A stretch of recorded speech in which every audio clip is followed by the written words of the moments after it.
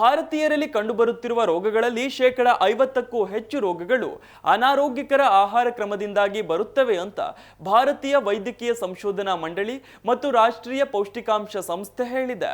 ದೇಶದಲ್ಲಿ ಸಾಂಕ್ರಾಮಿಕವಲ್ಲದ ರೋಗಗಳಿಂದ ಹೆಚ್ಚುತ್ತಿರುವ ಅಪಾಯದ ಬಗ್ಗೆ ತಜ್ಞರು ಎಚ್ಚರಿಕೆ ನೀಡಿದ್ದಾರೆ. ಈ ಕುರಿತ ವಿವರ ಇಲ್ಲಿದೆ. ಅನಾರೋಗ್ಯಕರ ಆಹಾರ ಕ್ರಮದಿಂದಲೇ ಕಾಯಿಲೆ ಕಂಟಕ. 50% ರೋಗಗಳಿಗೆ ಕೆಟ್ಟ ಆಹಾರ ಸೇವನೆಯೇ ಕಾರಣ. ಕಡಿಮೆ ದೈಹಿಕ ಚಟುವಟಿಕೆ ಮತ್ತು ವೈವಿಧ್ಯಮಯ ಆಹಾರಗಳನ್ನು ಸೇವಿಸದಿರುವುದು, ಸೂಕ್ಷ್ಮ ಪೋಷಕಾಂಶಗಳ ಕೊರತೆಗಳು ಭಾರತೀಯರಲ್ಲಿ ಅಧಿಕ ತೂಕ ಮತ್ತು ಸ್ಥೂಲಕಾಯಿತೆಯ ಸಮಸ್ಯೆಗಳನ್ನು ಉಲ್ಬಣಗೊಳಿಸುತ್ತೆ. ಭಾರತೀಯರಲ್ಲಿ ಕಂಡುಬರುತ್ತಿರುವ ರೋಗಗಳಲ್ಲಿ 50%ಕ್ಕೂ ಹೆಚ್ಚು ರೋಗಗಳು ಅನಾರೋಗ್ಯಕರ ಆಹಾರ ಕ್ರಮದಿಂದ ಬರುತ್ತವೆ ಅಂತ ಭಾರತೀಯ ವೈದ್ಯಕೀಯ ಸಂಶೋಧನಾ ಮಂಡಳಿ ICMR ಹಾಗೆ ರಾಷ್ಟ್ರೀಯ ಪೌಷ್ಟಿಕಾಂಶ ಸಂಸ್ಥೆ NIN ಹೇಳಿದೆ. ಪೌಷ್ಟಿಕಾಂಶದ ಕೊರತೆಯನ್ನು ತಡೆಗಟ್ಟಲು ಸಂಸ್ಥೆಯು 17 ಆಹಾರ ಮಾರ್ಗಸೂಚಿಗಳನ್ನು ಬಿಡುಗಡೆ ಮಾಡಿದೆ. ದೇಶದಲ್ಲಿ ಸಾಂಕ್ರಾಮಿಕವಲ್ಲದ ರೋಗಗಳಿಂದ ಹೆಚ್ಚುತ್ತಿರುವ ಅಪಾಯದ ಬಗ್ಗೆ ಇದರಲ್ಲಿ ಎಚ್ಚರಿಕೆ ನೀಡಿದೆ. ಆರೋಗ್ಯಕರ ಆಹಾರ ಮತ್ತು ದೈಹಿಕ ಚಟುವಟಿಕೆಯು ಪರಿಧಮನಿಯ ಹೃದಯ ಕಾಯಿಲೆ ಹಾಗೆಯೇ ಅಧಿಕ ರಕ್ತದೊತ್ತಡವನ್ನು ಗಣನೀಯ ಪ್ರಮಾಣದಲ್ಲಿ ಕಡಿಮೆ ಮಾಡುತ್ತೆ.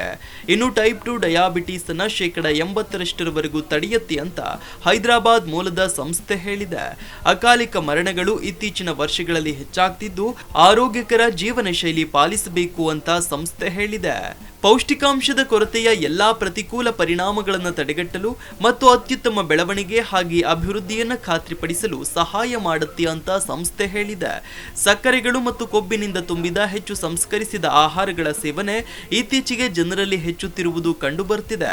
ಕಡಿಮೆ ದೈಹಿಕ ಚಟುವಟಿಕೆ ಮತ್ತು ವೈವಿಧ್ಯಮಯ ಆಹಾರಗಳನ್ನು ಸೇವಿಸದಿರುವುದು, ಸೂಕ್ಷ್ಮ ಪೋಷಕಾಂಶಗಳ ಕೊರತೆಗಳು ಭಾರತೀಯರಲ್ಲಿ ಅಧಿಕ ತೂಕ ಮತ್ತು ಸ್ಥೂಲಕಾಯಿತೆಯ ಸಮಸ್ಯೆಗಳನ್ನು ಉಲ್ಬಣಗೊಳಿಸುತ್ತೆ ಅಂತ ತಜ್ಞರು ಅಭಿಪ್ರಾಯಪಟ್ಟಿದ್ದಾರೆ.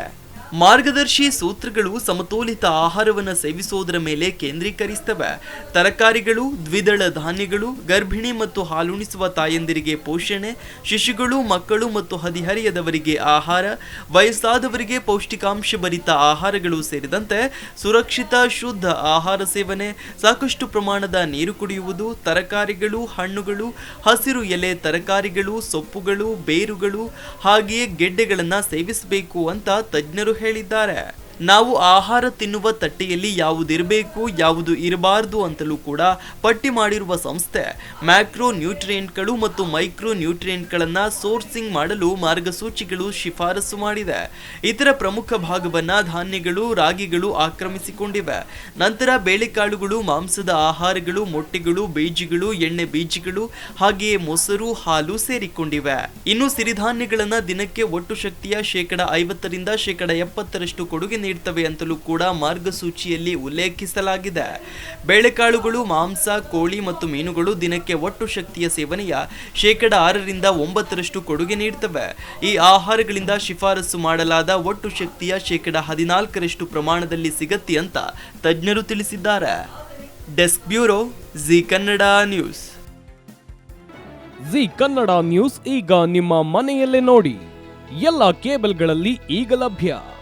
ಸನ್ Direct 292, Jio TV 1334, U digital 162, Siti cable 51, GTPL 17, Abhishek cables 821, rock line telecommunication 51, Shri Basaveshwara number 60, Vinayaka digital number 53, in digital number 896ರಲ್ಲಿ.